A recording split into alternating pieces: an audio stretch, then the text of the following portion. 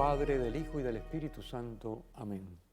Que tu pueblo, Señor, exulte siempre al verse renovado y rejuvenecido en el Espíritu, y que la alegría de haber recobrado la adopción filial afiance su esperanza de resucitar gloriosamente. Por Jesucristo nuestro Señor. Amén. Bienvenidos a Saboreando la Palabra en este tercer domingo de Pascua del ciclo C. Tenemos con nosotros a nuestro hermano Irán Díaz, que nos acompaña para saborear la palabra. Bienvenido. Muchísimas gracias, Padre, y un saludo a la gran familia de este programa, que siempre se le hace la exhortación para que vayan al Santuario de la Providencia a degustar y a saborear la palabra en los terrenos del santuario para que tengan una experiencia de fe y que sea de mucha bendición. Allí no esperen un barbecue como el del Evangelio de hoy. Digo, si quieren llevarlo, él les busca un lugar para que ustedes hagan su barbecue, pero no esperen allí unos panes y unos peces en las brasas. Eso no, de momento esa no es la idea. Ese Evangelio de hoy promete, es una cosa espectacular en pero detalle. está en el Evangelio de hoy, pero no lo esperen en el santuario. Ustedes primero llamen a ver si hay, si no hay, si pueden llevar y esas cosas, pero vayan al santuario. Bueno, vamos acá. Primera lectura, estamos en el tercer domingo de Pascua, ya la Pascua entró de lleno, el golpe, el resucitado, ya tenemos que estarnos dando cantazos contra el resucitado todos los días. Ya el resucitado tiene que ser una obsesión todos los días de nuestra vida. En cada momento, encontrarnos con el resucitado. Voy a hacer algo, resucitado. Ay, esto no me salió bien, resucitado. Voy a comer, gracias, resucitado. Estamos en Pascua. Es una fiesta y la fiesta hay que celebrarla. Pero la fiesta hay que celebrarla con el resucitado, que es el que resucitó. ¿Entiendes? Yo voy a hacer un cumpleaños y no está el cumpleañero. Pues estamos en Pascua, pues tiene que estar el resucitado. Entonces vamos a celebrar todo lo que nos está pasando, todo lo que estamos viviendo, todo lo que podemos hacer por gracia de Dios, todo lo que nos funciona y lo que no nos funciona, todo lo que nos gusta y todo lo que nos chava, que nos lleve al resucitado. Igual que a Jesucristo, todo lo llevaba ¿a quién? Al Padre, lo mismo, esa es la idea. Bueno, primera lectura, tenemos una lectura del libro de los Hechos de los Apóstoles, capítulo 5, y es básicamente cuando mandan a encarcelar a los apóstoles. Ellos seguían predicando, ¿verdad? Y los habían amenazado por activa y por pasiva, y ellos seguían predicando que Cristo había resucitado, explicando el Evangelio, las enseñanzas de Cristo, y entonces les prohíben. Obviamente ese anuncio, Cristo ha resucitado, conviértanse y crean, que ya lo vimos hace 2 domingos, ¿verdad? En el discurso que nos presentaba de Hechos de los Apóstoles en el domingo de Pascua, en la primera lectura. Pues ahí ese anuncio que ellos hacen se llama, en la palabra técnica es el querigma. Es Cristo, el Hijo de Dios, hecho hombre, ha muerto, ha resucitado por ti y por mí, y la fe en Él nos da el perdón en los pecados y la participación en su vida divina. Ese resumen, es el resumen de la fe. Se llama el querigma, el anuncio de la salvación en Jesucristo. Bien, pues ellos están predicando el querigma, imagino que otras cositas más también, y como ya los habían amenazado, pues van al templo de madrugada y allí están enseñando y se vuelven a enterar. Bueno, es que los habían metido presos, ¿verdad? Y habían sido liberados milagrosamente de la cárcel, como sabemos, y se habían ido de madrugada allí a predicar lo que ya les habían prohibido, que no querían que estuvieran en el templo predicando, pero ellos iban al templo a predicar. ¿Por qué iban al templo a predicar? Hombre, porque allí era donde estaba todo el mundo, ¿entiendes? En el templo era el lugar de afluencia y era el lugar donde iba la gente religiosa a cumplir la ley y todas esas cosas. Y ellos querían decirle, mire, nosotros le tenemos ahora la plenitud. Esto que ustedes no tienen idea de cómo funciona, nosotros se lo vamos a contar. Y no solo eso, es que el evento estaba reciente. También. O sea, están haciéndolo en un momento dado donde, o sea, el evento... Sí, todavía Jerusalén está jamaqueada por el lío. Exactamente, Sí. O sea, no habían pasado ni 3 meses del suceso. No, nada. Así que el evento está ahí fresco en la memoria del pueblo. Así que al ir al templo, haber estado 3 años escuchando todos los milagros de Jesús, de repente ya no está. Pero de repente llega este grupo a recordar lo que posiblemente ellos estuvieron escuchando por 3 años y dándole esa continuidad y yo creo que es espectacular. No, y a insistir, ese que ustedes vieron, que en el Gólgota fue crucificado, ha resucitado. No, Imagínate, porque ellos estarían hablando de, y nosotros lo hemos visto, se nos ha aparecido a nosotros, correcto, y por la fe en Él ustedes tienen acceso a la vida divina y al perdón de los pecados. Y en la dimensión y los contextos, el impacto para la gente, pero a la misma vez el impacto para los líderes fariseos, porque a escondidas sabían que los soldados habían dicho, mira, esto resucitó, y habían sobornado. Y esos mismos que habían sobornado para comprar un silencio, tener de frente ese testimonio que me estás recordando de frente, mira, sí resucitó. Que me está recordando, no, que me está chavando el negocio, porque también yo tengo montado el negocio aquí. ¿De dónde tú crees que salen los chavos para sobornar a los guardias? Del negocio. Hay un negocio. ¿Y quiénes controlaban el negocio ahí en el templo? De las ofrendas y los cambios de las monedas no oficiales por las que estaban permitidos para ofrendar. Y de la venta de animales, cuando tenían que traer una res y no podían venir 20 kilómetros con la res, pues la compraban allí, traían sus chavitos. ¿Verdad? Oferta y demanda y ganancias y costos y precios de venta. ¿Quién bregaba todo ese revolú? Pues, oye, se nos va a acabar esto, porque ahora resulta que ya no hace falta los animales, ni la ofrenda del templo, ni el diezmo, ni la visita anual, no hace falta nada de esto, porque ahora el que resucitó, que es Dios, nos da la vida eterna, el perdón de los pecados, solo por la fe en Él, no hay que olvídese los chavos. Entonces, imagínate, eso pone grave a los líderes del pueblo. No, y que habían dado la instrucción de la prohibición, y de repente, no, esta gente sí. Correcto, claro, ellos pensaban que la cosa era tan fácil como decir, cállense la boca y no vuelvan más, y se lo prohibimos, porque nosotros aquí somos los que mandamos. Y ellos dicen, volvieron otra vez de madrugada. Entonces, claro, como la gente los escuchaba con agrado y estaba a favor de ellos, los tuvieron que sacar con manos, tú sabes, con guantes de seda, para que la gente no se pusiera alterada. Pero aquí lo central de esta lectura es la respuesta que les da Pedro. Es decir, hay que obedecer a Dios antes que a los hombres. Correcto. Con esta frase memorizada, debíamos de tratar en esta semana de Pascua de ver si en nuestra vida nos guiamos por esa frase. Porque esta es una excelente frase para examen de conciencia. Cuando yo voy a actuar, ¿yo obedezco a Dios antes que a los hombres? Porque claro, lo hizo Pedro. Aleluya. Aplausos para Pedro y los muchachos que los apresaron y luego le metieron latigazos. Dice, aplausos para ellos. Pero a ver, tú y yo, cuando vamos a actuar, cuando vamos a hablar, ¿obedecemos a Dios antes que a los hombres? Porque si no obedecemos a Dios antes que a los hombres, es lo mismo que decíamos con la sombra la otra semana. Olvídate de la sombra. Olvídate de resucitado. Tú no vas a obedecer a Dios antes que a los hombres. Pues no estamos en Pascua. Tú no estás en Pascua. Tú no estás celebrando Pascua. O sea, si tú vas a hacer lo que hicieron las autoridades judías, que su negocio allí, su negocito en el templo era más importante que se supiera la verdad, que ellos sabían en el fondo que era verdad, porque ellos sabían que allí no se lo habían robado y que tenía que haber resucitado. Correcto. Y que había gente que ellos, de confianza de ellos, que le habían dicho, yo lo vi resucitado. Eso tiene que haber llegado a ellos. Tú comprenderás que eso es así. Y aún así prefirieron sus ventajas y sus estatus y sus controles y sus autoridades y sus revoluciones hacer lo que Dios dice. Supuestamente los representantes de Dios. Pues por eso acabaron mal. Entonces, que a nosotros no nos pase, porque es tan fácil, porque uno se justifica muy fácilmente y uno le da la vuelta a la cosa y dice, sí, no, pero imagínate, es que eso son cosas que, imagínate, tú sabes, pasan así las cosas y yo, ¿qué voy a hacer? ¿Qué puedo hacer? Mira, todo el mundo lo hace, mira, así que yo no puedo obedecer a Dios antes que a los hombres. Claro, que cuesta trabajo obedecer a Dios antes que a los hombres. Oyes, qué bueno que lo descubriste, quiere decir que lo estás haciendo. Porque si no lo descubres, es que nunca lo has hecho. Qué bueno que estás obedeciendo a Dios antes que a los hombres y te estás dando cuenta que eso te conlleva sufrimiento. Pero es que el amor conlleva sufrimiento. Si no, no hay amor.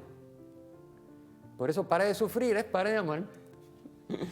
Que es lo mismo que suicídese, ¿no? Porque decir pare de sufrir es lo mismo que decir pare de amar.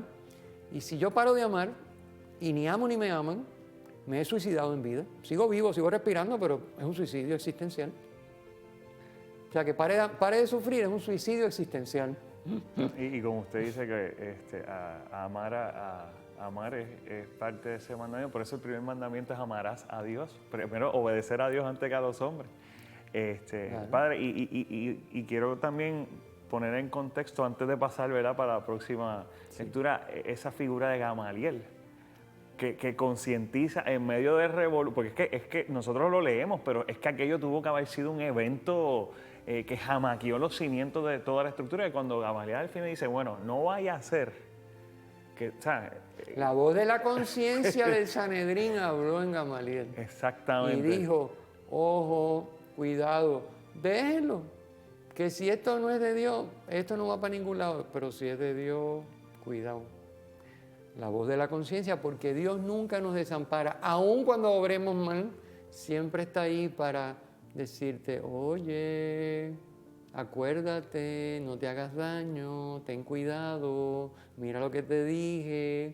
Dios siempre, ¿por qué nos ama? Porque nos ama. Y porque Dios ama al Sanedrín y amó al Sanedrín en aquel momento concreto, a pesar de lo que hicieron, porque ellos son los que gestionaron la condena a muerte de Jesús.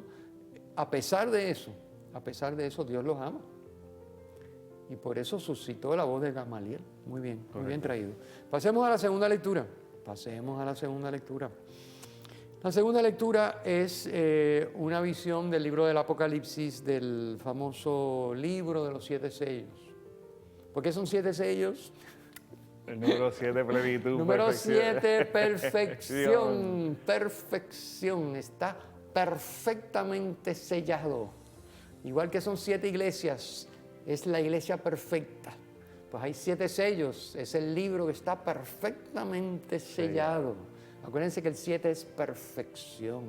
No pueden haber 6 sellos, porque sería el libro de Satanás. Es el libro con 7 sellos, que es lo perfecto, que es lo de Dios. Y en ese libro que está escrito, el destino de todos nosotros.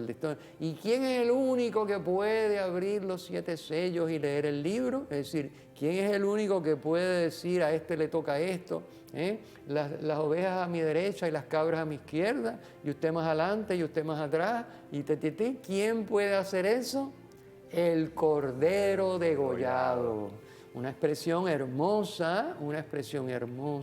Él es el único que puede hacer eso. ¿Quién es el Cordero degollado? Juan Bautista ya nos dijo. Recuerden que el Apocalipsis está escrito por el mismo apóstol Juan, el mismo del Evangelio, el evangelista. Juan Bautista en ese Evangelio nos dijo, este es el Cordero de Dios que quita el pecado del mundo. Pues ahora ese Cordero ha sido degollado, según lo que anunció Isaías, como cordero llevado al matadero. No abría la boca, enmudecía, no abrió palabra, no se quejó, no gritó nada. Allí fue y lo limpiaron. Entonces el cordero degollado es Jesucristo, muerto y resucitado. Porque ahora resucitado, ¿qué pasa? Que venció la muerte. Fíjense que si el cordero degollado está vivo, es porque resucitó, porque si lo degollaron se murió. Así que hablar de un cordero degollado que está vivo es que ha resucitado. Ahí está implícito. Porque si está vivo el cordero y lo han degollado, pues no puede seguir degollado y vivo, a menos que haya sido degollado, muerto y entonces resucitado. Y ese es Cristo, el cordero muerto y resucitado, que luego de su sacrificio y con su sacrificio venció la muerte, como decíamos la otra semana, tiene las llaves de la muerte y del abismo. Y quitó el velo. Quitó el velo, como dice Isaías. Y no me acuerdo ahora el capítulo, es de los primeros capítulos de Isaías, no sé si es el 2. Precioso ese pasaje en este monte. El Señor de los ejércitos aniquilará para siempre el velo que cubre. ¡Wow! Eso es... Uy, tremendo pensar en eso. Se acabó la muerte, mi hermano, se acabó. El Cordero, de hecho, ya se acabó. Lo único que falta es que tú y yo nos dejemos regalar el que se acabe para nosotros. Es lo único que falta. Y esta lectura nos pone en el contexto de vivir una Pascua, o esta Pascua de una manera más jovial, más viva, más consciente del efecto de la resurrección en nuestras vidas. Efectivamente. Tenemos que la Pascua es precisamente para profundizar en estas verdades que nos van trayendo paulatinamente la lectura, domingo tras domingo. Cristo, el resucitado, el Señor de la historia, el que tiene las llaves de la muerte y del abismo, el que puede abrir los 7 sellos y revelarle a cada uno su suerte según sus obras. Eso es lo que está escrito en el libro. Y revelarle si efectivamente está en la vida o está en la muerte. Pero no porque esté escrito en el libro, este se va para la vida, este se va para la muerte, sino porque lo que está escrito en el libro es lo que conforma con lo que nosotros hemos hecho. Si hemos vivido para la vida, estaremos inscritos para la vida en el libro de la vida. No, padre, y cuando uno profundiza en estas lecturas también, o sea, no son elementos sencillos ni contundentes. Habla de, pues, está el trono, está el Padre, millares y millares. O sea, uno lo ve y lo puede simplificar, pero cuando uno va en el detalle. Celestial. Es como si fuera una misa celestial lo que tenemos aquí. Y hay una serie de que vayan al comentario porque nos demoramos mucho explicando esto significa tal cosa. Y están los ancianos, y están los 4 ancianos, y están los ángeles, y son miles de millares, y lo que significa tal cosa. Y bueno, y todo el revolú. Vayan y lo leen en el comentario para nosotros, pero básicamente, como dices tú, Irán, es una liturgia de adoración y de alabanza a Dios, en la que están envueltos los ángeles, en la que están envueltas las criaturas, sobre todo la iglesia, porque están los 24 ancianos, que son 12 tribus de Israel, 12 apóstoles, la iglesia y la creación, que son los 4 seres que representan los 4 puntos cardinales, etc. Bueno, así que es una liturgia de alabanza de toda la creación a Dios, representada pues con esas imágenes con las que el libro del Apocalipsis lo hace, que a nosotros nos pueden sonar extrañas, pero una vez que se entienden, pues eso es lo que hay. Así que, bueno, ahí ya no quiero demorarme más, quiero ir al Evangelio porque el Evangelio es fantástico. En el Evangelio nos está esperando un barbecue, así que vamos para el Evangelio. Vamos para el Evangelio. El Evangelio es del capítulo 21 del Evangelio según San Juan. Ya saben que el Evangelio según San Juan, el capítulo 21 es un añadido. Pues si usted lee el 20 dice aquí se acabó y de momento sigue el 21. Que sea un añadido no quiere decir que no sea canónico. No es que es un invento que no vale, que lo que dice ahí no es. No, lo que dice ahí es palabra de Dios, es evangelio y es canónico, es parte del evangelio. Solamente que es obvio por el mismo texto, según uno lo va leyendo, que originalmente parece que alguien pensaba que se iba a acabar en el 20 y de momento le añadieron el 21. Por la manera que está escrita, o sea, no quitaron el final del 20 y añadieron un 21. Pero no quiere decir que el 21 no sirva o no sea correcto o no sea canónico. Es palabra de Dios. Son 2 cosas distintas. Bueno, lo digo porque... Para clarificar exactamente. Sí, porque alguien puede decir, pues entonces el 21 no es, mira, mi Biblia tiene el 21, pues entonces no es católica. No, al contrario, si le quitaron el 21 no es católica. Ojo, porque el 21 está en todas las Biblias católicas. Bueno, porque es canónico. Bueno, ok, así que el capítulo 21 de Según San Juan, ya explicamos cuál es el asunto del 21 y qué es lo que nos narra el 21. Hoy leemos un pedacito.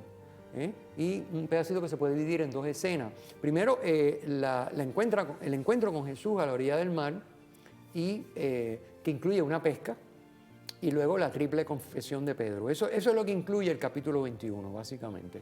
Entonces, hoy estamos leyendo la primera parte de ese capítulo 21, que es la primera escena, o sea, que es el tema de la comunidad, cómo se constituye la comunidad cristiana, cómo el resucitado constituye a la comunidad cristiana y la envía en misión, ¿Cómo la comunidad es comunidad? Porque está el resucitado. Es decir, la comunidad no es comunidad porque el resucitado resucitó. La comunidad es comunidad porque el resucitado que resucitó, por si no, no sería resucitado, está en medio de ella. Eso es lo que hace que la comunidad sea comunidad. ¿Ok? Esto es importante. Porque eso que dicen, no, yo voy y me congrego, pero yo, donde vayan a orar, a mí no me importa, cualquier cosa es buena. No, es que si no está el resucitado, no hay comunidad. No hay comunidad, iglesia, es decir, cuerpo de Cristo, instrumento de salvación con la plenitud de los medios. No hay. Eso hay que saberlo. Para que no nos metan gato por liebre, tenemos que saber la verdad. Y está en los evangelios, o sea, esto no es un invento de la Iglesia Católica, esto está en los evangelios. ¿Qué es lo único que hizo la Iglesia Católica? Separar lo que no era canónico de lo que es, para decir esto sí es. Pero la Iglesia, eso estaba escrito, es decir, se fue escribiendo, primero se fue comunicando verbalmente, luego se fue consignando por escrito, y luego se consignó en el concilio decir, mira, esto sí, esto no, estos que están rodando por ahí, esos son cuentos chinos, eso no va. Estos son los que son, ponlos juntos, ponlos en el orden que van y ya está. Y de ahí tenemos nuestra Biblia, que incluye libros canónicos de los judíos y los nuevos, el Nuevo Testamento, las cartas de Pablo, etcétera, etcétera. Pero bueno, quiero decir que aquí vamos a encontrar, entonces volvamos al texto. Quiero ver si me sitúo en el texto, porque el texto es bien chévere. El texto dice, en aquel tiempo, dice así, Jesús se apareció otra vez a los discípulos junto al lago de Tiberíades. Y se apareció de esta manera. Estaban juntos Simón Pedro, Tomás apodado el mellizo, Natanael, el de Caná de Galilea, el de la boda, los Zebedeos, que son dos. ¿Quiénes son los Zebedeos? Santiago y Juan. Y otros 2 discípulos. ¿Cuántos discípulos hay en total? 7. 7 discípulos. ¿Por qué tienen que haber 7 discípulos? Porque es la comunidad perfecta, mis hermanos. ¿Qué pasa? El 7 significa perfecto. Igual que el libro que se abre, tiene que ser el libro que tiene el libro perfecto, sellado perfectamente. Pues esta es la comunidad perfecta, que tiene 7 miembros. No quiere decir que si tiene 8 ya no es perfecto, bendito sea Dios. Es que para los judíos el 7 significa perfección. A ver si entendemos. Por lo tanto, no podía ser ni 6, porque hubiera sido la comunidad de Satanás, ni podían ser 8 porque no hubiera significado otra cosa. Así que tenían que ser 7. Y por eso es que, además de los nombres, hay 2 más para que cuadre con los 7, pero son 7, son 7. El que escribió esto sabía que tenían que ser 7. Bueno, y entonces Simón dice, me voy a pescar. Fíjense, aquí está el contraste, antes y después. Cuando están los 7, que es el número perfecto, pero Simón dice, me voy a pescar, y todo el mundo dice, pues está bien, nos vamos contigo. Pero no hay comunidad, no hay misión y no se consigue nada. Eso es lo que dice el texto. Nos vamos contigo. Y se fueron todos allí embollados y se embarcaron y, bendito, y aquella noche no cogieron nada. No pasó nada. Pero tantos entusiasmados, sí, Pedro, vamos todos contigo, vamos a janguear juntos, nos vamos todos para allá, vamos a pescar, que aquí todos sabemos pescar. No funcionó, no cogieron nada, no hicieron nada. La comunidad perfecta, sin el resucitado en medio de ellos, vivo y operante, no vale nada. Esto es para nosotros, la enseñanza, es lo que está diciendo el texto. Y entonces, estaba ya amaneciendo cuando Jesús se presentó en la orilla. De hecho, el verbo, esto no está en el comentario, pero el verbo que dice cuando Jesús se presentó en la orilla, el verbo griego, ¿sabes que en griego los verbos, hay otros tiempos verbales con otras significaciones mucho más amplias que en español? Pues el verbo significa, no solamente deja entrever como el que se presentó en la orilla, quiere decir como que en ese momento entró en la orilla. No, el verbo griego da a entender que siempre estuvo en la orilla. Eso es lo que da a entender el original griego. Que no hay manera de traducirlo. El verbo lo traducen, se presentó en la orilla. Pero realmente, ¿cuál fue el problema? El problema no es que no estuviera en la orilla. El problema es que ellos no contaron con el que estaba en la orilla. No vieron al que estaba en la orilla. Ellos decidieron ir a pescar sin el que estaba en la orilla. Eso dice el texto. Siempre estuvo en la orilla y allí estaba él en la orilla.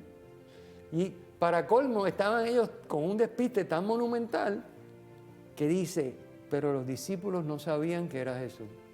Diantre, después de todo lo que han vivido, no sabían que era Jesús. En la orilla, una mañana, amaneciendo, después de haber estado ellos toda la noche pescando y no haber hecho nada. y no sabían que era Jesús. No se les prendió la bombillita para decir, ¿no será que Jesús nos está buscando porque sabe que no hemos podido hacer nada? Como cuando nos buscó en medio del lago, en medio de la tempestad, que nos íbamos a naufragar y todos estábamos histéricos. Y de momento Él llegó y dice, quieto todo el mundo, que estoy yo aquí. No se les prendió la bombillita, qué triste, como nosotros, que estamos sufriendo por 20 cosas y lo menos que se nos ocurre es pensar que Jesús está al lado nuestro. Siempre ha estado al lado nuestro, siempre ha estado en la orilla. Siempre ha estado en la orilla. Siempre está en la orilla, hermanito. Este texto es espectacular, este capítulo 21. Bueno, ¿y qué le dice el que está en la orilla? Muchachos, ¿tienen algo que comer? ¿Tienen pescado, mis hijos? Es interesante. Y después cuando dan la respuesta, pues tiren las redes ahí a la derecha, allí. Pregúntate, ¿sabía él o no sabía que no tenían pescado? Claro. Es que Jesús siempre es especial. Pero es como que ellos están tan brutos y tan brutos y tan brutos. Él está en la orilla todo el tiempo y ellos no se dan cuenta ni de que él está allí. Que él tiene que decirle, miren, Soruma, ¿lograron coger algo de pescado? Él sabía que no habían cogido nada, ellos también. No cogimos nada. Pues entonces hagan lo que yo les digo, escúchenme a mí y sigan mis instrucciones. Pero, se lo debe haber dicho bien. Yo se lo hubiera dicho así, raspado, pero él se lo dijo como que... Con amor. Con amor. Pues echen la red a la derecha de la barca y encontrarán. Y entonces obviamente la echan y no la pueden sacar porque la cantidad de peces que tienen. Entonces ahí es que se les prende la bombilla. Pues entonces que era el Señor, ahora sí. Pues si ya me sané de esta enfermedad incurable, ay Señor, eres tú que me sanaste. Pero he estado toda la enfermedad incurable sin darme cuenta que tú estabas al lado mío. Porque así somos. Y tú al lado mío. Y yo, ay Señor, qué horror, pero ¿por qué me pasa a mí esto? Y el Señor al lado tuyo. Entonces cuando te sanas, ay Señor, sí, yo sé que fuiste tú, la pesca fuiste tú. Yo sé. Es que esta es exactamente nuestra vida relatada. Pero bueno, se trata de la comunidad. Entonces, Él les dice, vengan, salen a la afuera, ¿y qué pasa? Que ese que estuvo allí toda la noche esperando por ellos, que les preguntó si tenían, que yo no sabía ni quién era, les dice, vengan, que yo les tengo su comidita lista aquí, para que se alimenten, porque ya sé que ustedes están esbielados ya, ustedes han estado pescando toda la noche y ahora vuelta a pescar y ahora arrastrando la red que casi no pueden. Vengan, que les tengo unas brasas con un pescado listo. Fíjense ustedes que les tengo unas brasas. Cuando Pedro olió las brasas se acordó de la triple negación, porque las esclavas, las sirvientas estaban calentando con unas brasas allí en la casa del sumo sacerdote. Así que Pedro olió las brasas y dijo, diantre, otra vez aquí.